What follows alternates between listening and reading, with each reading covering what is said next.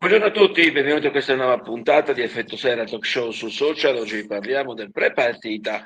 Bologna-Cagliari. Si gioca domenica ore 15 dall'Ara, allo stadio Felsineo. Una partita molto delicata sotto tanti punti di vista, sotto tanti aspetti. Il Cagliari, reduce dalla sconfitta interna con la Juve, 1-0 che grida e brucia ancora per le modalità con cui è arrivata, per una squadra che di fatto per l'ennesima volta ha regalato un tempo, e per il secondo che ha cercato di creare qualche grattacapo di Gregorio, di fatto non c'è riuscita. Importante in questo senso il recupero di un giocatore come Luvumbo, e si è visto nell'economia della partita contro la Juve, perché è stato capace di puntare più volte l'avversario, di far ammonire Danilo, e poi però è successo che il tecnico Nicola l'ha spostato da sinistra a destra, annacquando quelle che erano le sue prerogative. Dall'altra parte c'è un Bologna in salute, un Bologna che dopo il recupero, dopo aver conquistato la semifinale di Coppa Italia in trasferta a Bergamo, addirittura 1-0, insomma, espugnare il campo di Bergamo non è mai facile, e dopo aver vinto il recupero dell'altro giorno contro il giovedì, quindi scusate, mercoledì contro il Milan 2-1, ebbene, di fatto oggi è in piena lotta europea. Nuovamente potremmo dire, perché si pensava che dopo la partenza di Thiago Motta il Bologna avrebbe di fatto navigato in quelle che negli ultimi anni sono state le sue acque, ovvero metà classifica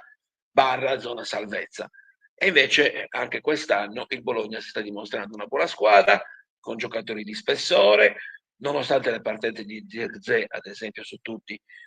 sta comunque facendo molto bene,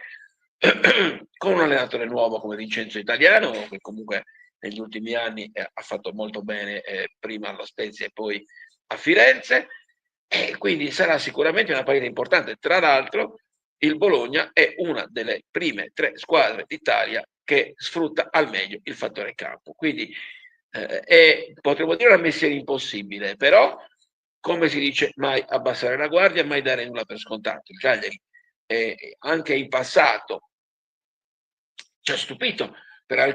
atteggiamento, per la positività con cui affronta le partite, e ricordiamo che anche l'anno scorso il Cagliari a Bologna, se non fosse stata per quella papera, per quell'indecisione di Radunovic, sarebbe uscito dall'Ara con un risultato positivo, oltre al fatto che il Bologna dei miracoli dell'anno scorso, il Cagliari di Ranieri l'aveva sconfitto per 2-1. Ecco, da questo punto di vista sarà importante capire se il Cagliari farà la partita come è successo, diciamo così, con la Juve all'andata, con l'Inter a Milano, col Milan a Milano, scusate, col Milan a Milano, non con l'Inter,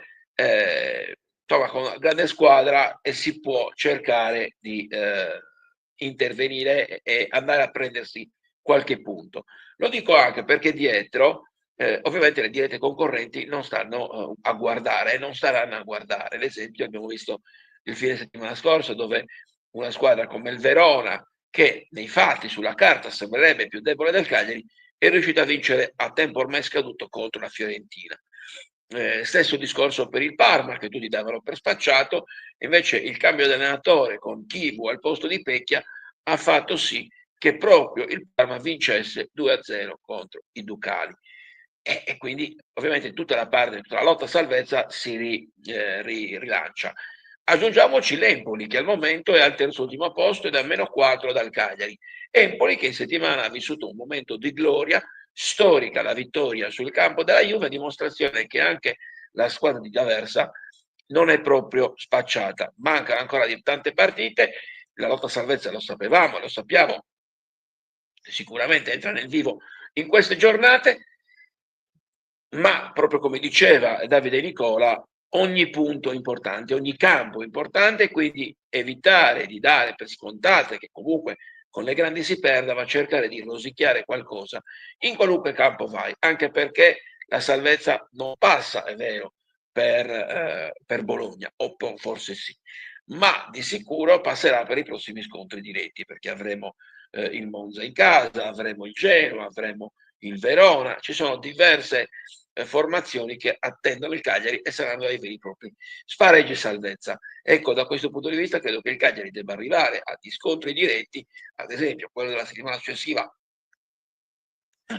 anche se in casa, ma col Genoa, con un cuscinetto di tranquillità nei confronti della terzultima posizione, perché 4 punti sono davvero pochi, perché basta un passo falso per il Cagliari e un colpaccio dell'Empoli per riaprire tutto il discorso salvezza. Ecco, questo i rossoblù di Nicola dovranno assolutamente evitarlo. Per quanto riguarda invece la questione formazione, aspettiamo la rifinitura, aspettiamo domani la conferenza stampa pre-partita di Nicola, ma è evidente che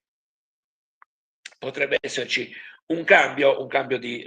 uomini, non di atteggiamento e non di tattica, se così possiamo dire, di modulo in campo, perché credo che appunto dal primo minuto potrebbe giocare Luvumbo per 2 motivi. Il primo, perché si tratta comunque di un ritorno alla grande e pienamente recuperato, e quella è la sua posizione. E un secondo perché, l'abbiamo visto con la Juve, se la tua tattica è quella di aspettarli e poi di ripartire, hai bisogno di un contropiedista. E il Cagliari in questo momento ha solo esclusivamente Buffon, quindi